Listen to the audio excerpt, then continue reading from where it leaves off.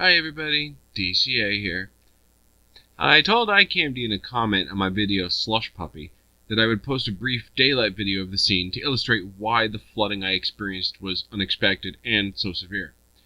This is that video, albeit a little bit later than I intended. It's simply been too cold to edit footage. It's November 23rd tonight and the studio is 37 degrees. 23 outside right now. Last night on Thanksgiving, happy Thanksgiving by the way, it was 11 degrees outside and 23 degrees in the studio.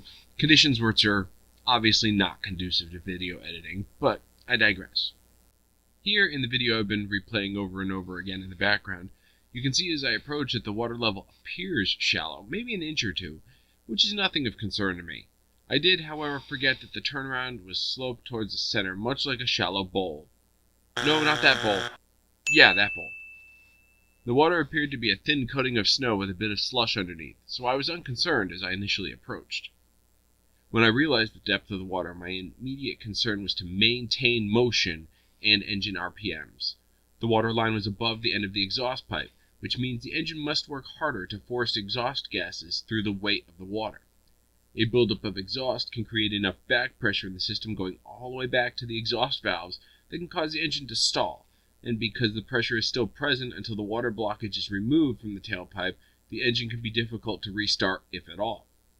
I have a small exhaust leak directly beneath the center shifter console thingy, and it was hearing the pitch change of the exhaust that I first knew that I was heading into deep water, literally.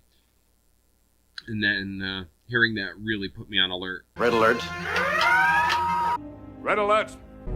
Red alert. This is a tactical alert. All hands report to your station. Let's get this over with. Another concern to note is water entering the air intake of the engine. You never, ever want water splashing into your air intake. This is how most people damage their vehicles in a flooded area. Car manufacturers for years have been routing the air source for the engine's combustion through plastic ductwork to an alternate location, typically behind the front bumper cover. An engine needs a lot of air to burn fuel. The intake has a great deal of suction power, and driving through deep standing water can cause your motor to literally suck water through that ductwork like a straw and cause thousands of dollars of engine damage. During the turnaround procedure, I held my foot on the accelerator slightly to keep the engine burbling exhaust gases through the water, and hopefully not too much, so that if my intake were partially submerged, I wouldn't suck water into my intake. I was also afraid that I wouldn't have the room to turn in one attempt, due to the random way cars are often parked down here in the circle. Thankfully, everything worked out for the best, and I made the turn, and there was no damage or effect on my car, other than, the steam burning off the hot exhaust.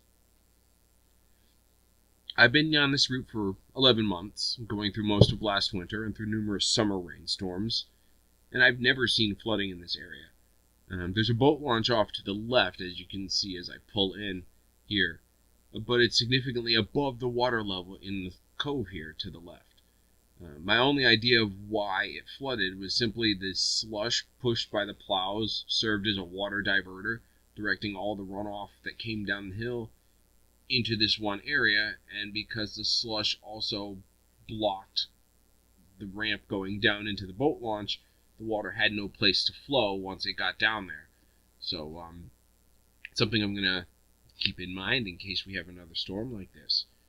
Winter Storm Zoe was a little odd, and I don't know what the Weather Service's official name for this storm is, because we decided in our state, we let one of the news stations name it, and this year they said, we're going to go through, it's not fair that only the first part of the alphabet's names get used, and people complain about it, so this year we're going to do things in reverse alphabetical order.